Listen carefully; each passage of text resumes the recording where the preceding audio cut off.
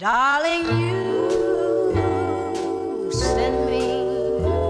I know you send me. Darling, you send me. I know you send me. A alimentação é essencial para o nosso metabolismo. Quando comemos, ingerimos nutrientes, proteínas, carboidratos, lipídios e sais minerais necessários para a nossa sobrevivência. Mas comer qualquer coisa não basta. É preciso comer saudável para que nosso corpo se desenvolva e continue a desempenhar suas funções básicas. Hoje em dia, quase todos os alimentos possuem conservantes, corantes e estabilizadores, o que não é bem a definição de saudável. Mesmo existindo muitos produtores de gêneros alimentícios orgânicos, não é possível ter certeza que o alimento está sendo cultivado de um modo sustentável. Um jeito de garantir alimentos saudáveis e orgânicos é você mesmo plantar. Um método prático e não tão comum é a hidroponia, uma técnica de cultivo ecologicamente consciente, com menos desperdício de recursos hídricos e nutrientes.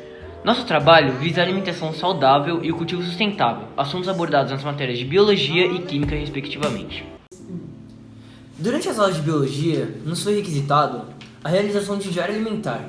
Consiste basicamente no aluno pegar e anotar tudo que ele vai ingerindo em suas refeições, que tem como principal intuito, ao final delas, a gente pegar e determinar a quantidade de calorias que foram acumuladas ou perdidas pelo aluno. Isso requeria uma análise mais profunda dos carboidratos, das proteínas e dos lipídios, além dos diversos outros nutrientes que estão presentes nesses alimentos. E agora, para a gente ter uma melhor noção desse diário alimentar, eu chamei aqui o Dr. Thiago Krause, especialista em nutrição, que vai falar um pouco aqui sobre o diário alimentar da do meu aluno que prefiro não se identificar. E é isso, com você, doutor. Bom, muito obrigado pela oportunidade, Sr. Lema. Boa noite a todos os telespectadores. Aqui, analisando o diário, dá pra ver que a gurizada tá se alimentando meio mal. Mas vamos lá, né? No café da manhã, até que foi relativamente bem, uma bananinha prata, 39,6 quilocalorias, rica em ferro e fibras, até que bom. No almoço, uma concha de feijão aqui, várias vitaminas do tipo B, ferro também, totalizou 58,36 quilocalorias. Já na janta, a pessoa enfiou um pouco o pé na jaca, eu diria, né? 576 quilocalorias, só de purê de batata, 320 quilocalorias de carboidrato. Tem que dar uma maneirada, né? Bom, ao final do dia a gente chegou na conclusão que a pessoa ingeriu 2.411,42 quilocalorias. E pra gente ver a quantidade de calorias que aumentaram, que foram acumuladas, né, ou perdidas, a gente vai subtrair desse valor a quantidade de calorias do metabolismo basal da pessoa e a quantidade de calorias que a pessoa perde fazendo atividades físicas do dia a dia, por exemplo, esportes ou simplesmente andando, que no caso equivaliam a 1.963 quilocalorias. Subtraindo isso, né, 2.411,42 menos 1.963, a gente chegou na conclusão que a pessoa acumulou 448,42 quilocalorias, ou seja, a pessoa vai estar aumentando peso, vai estar ganhando peso e como doutor formado na área da nutrição, eu poderia dar uma dica assim, tentar perder essa alergia à salada, né, visto que nas últimas 3 refeições a pessoa não ingeriu nenhum grama de alface, nem tomate, e tentar dar uma maneirada no jantar, uma vez que aquele purê de batata, por exemplo, era o valor desses 448,42 quilocalorias, tá ok? Então, Obrigado. Obrigado. Como citado anteriormente pelo Dr. Krause, o metabolismo basal é um termo que se refere à quantidade mínima de energia da qual um ser humano necessita que esteja disponível para que o mesmo consiga sobreviver enquanto repouso. O metabolismo basal leva em conta a quantidade de calorias gastas enquanto dormimos e o valor mínimo a ser ingerido para que haja um mantimento dos órgãos e dos diversos tipos de tecidos presentes no nosso corpo, e mais as funções vitais do mesmo, como a respiração e bombeamento de sangue. Assim como o metabolismo normal, o cálculo do metabolismo basal varia de indivíduo para indivíduo, apresentando diversas alterações de acordo com o sexo e o peso da pessoa, que interferem na quantidade necessitada pelo ser.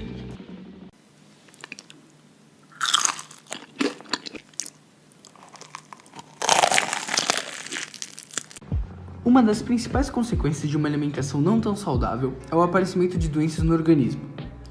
Uma das doenças mais comuns referentes a uma alimentação desbalanceada é a diabetes. No Brasil, cerca de 9% da população sofre com diabetes. Isso corresponde a 16 milhões de habitantes. Destes, 70 mil morrem todos os anos e os casos não param de crescer. Há dois tipos principais de diabetes, a diabetes mellitus tipo 1 e a diabetes mellitus tipo 2. Ambas possuem características muito semelhantes, porém suas causas e tratamentos são totalmente diferentes. A principal característica da diabetes mellitus é o excesso de açúcar no sangue, devido à precária atuação da insulina, hormônio responsável por abaixar a glicemia. A diabetes mellitus tipo 1 ocorre quando o pâncreas produz pouca ou nenhuma insulina. Essa é uma doença incurável. Pacientes com essa doença devem tomar insulina todos os dias para manter um nível de glicose no sangue estável e também devem regular sua dieta, evitando alimentos com muitos carboidratos. A diabetes mellitus tipo 2 é normalmente o resultado de maus hábitos alimentares. Neste tipo de diabetes, o pâncreas produz insulina em quantidades insuficientes ou as células do organismo são resistentes à insulina, e por isso o valor da glicemia permanece superior ao normal. O número de pessoas com diabetes subiu de 108 milhões em 1980 para 402 milhões em 2016. Isso pode ser explicado devido ao aumento nos casos de obesidade mundialmente. O avanço das cadeias de fast food e de outros alimentos calóricos, junto com a menor prática de atividades físicas, são fatores que contribuem imensamente nesse cenário. Hidroponia é uma técnica de cultivo de plantas que tem como principal característica a utilização de água ao invés do solo. A água onde ocorre o cultivo é composta por uma solução balanceada de nutrientes que providenciam o essencial para a sobrevivência e desenvolvimento da horta. A horta pode variar de acordo com o que é cultivado, sendo que os alimentos mais frequentes são alface, arroz, melancia e berinjela. A premissa básica da hidroponia é deixar com que as raízes da planta estejam em contato direto com os nutrientes presentes na água, ainda assim tendo acesso ao oxigênio, que é essencial para um cultivo adequado. Hidroponia é uma ótima opção, já que não é limitada pelo clima ou pela estação, podendo cultivar praticamente qualquer planta em qualquer época do ano, onde e quando quisermos, quebrando assim as barreiras da agricultura tradicional. Após essa falada mil, você deve estar se perguntando o que é essa tal solução nutritiva. Uma solução nutritiva é uma solução aquosa balanceada de nutrientes e sais minerais, que apresenta a mesma função da terra na agricultura comum. Ela providencia o essencial para a sobrevivência da horta. Em uma solução nutritiva, há macro e micronutrientes. Os macronutrientes são nutrientes necessários em grandes quantidades por plantas e outros organismos vivos. Já os micronutrientes são nutrientes que são necessários por plantas e também seres vivos, porém em pouca quantidade quando comparados com os macronutrientes. Exemplos deste último são cloro e zinco. Como vocês puderam perceber, a solução nutritiva é essencial para a hidroponia. A manutenção da solução deve ser feita levando em consideração alguns aspectos, como o nível de oxigênio, o pH, a condutividade elétrica e a temperatura, que durante o verão tem que estar entre 18 graus a 24 graus e durante o inverno entre 10 graus e 16 graus. Já que a condutividade elétrica é um dos fatores a serem levados em consideração para a manutenção da solução nutritiva, sua verificação é de extrema importância, já que a mesma determina a quantidade de íons livres na solução nutritiva, ou seja, representa a disponibilidade de nutrientes presentes na solução. Caso não haja verificação, pode existir uma deficiência de nutrientes necessários para a sobrevivência da planta.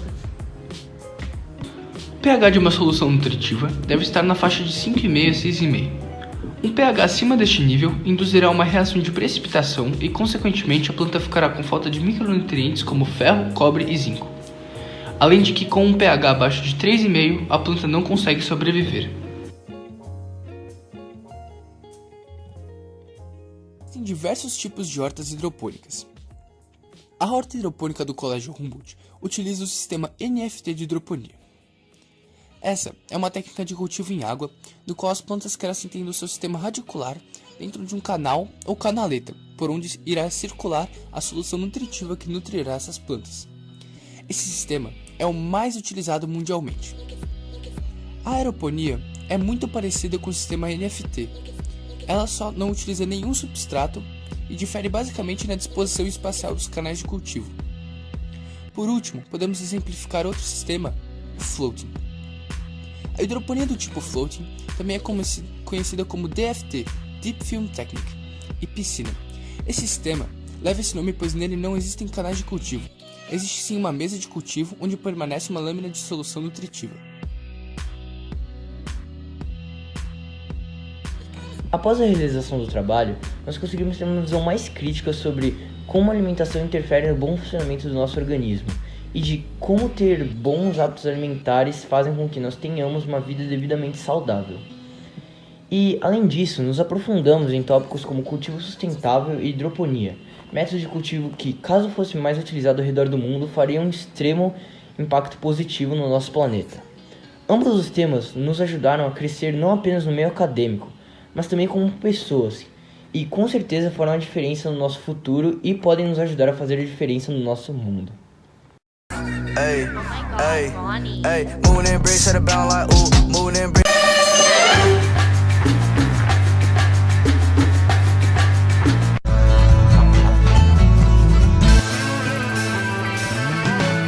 No one told you life was gonna be this way.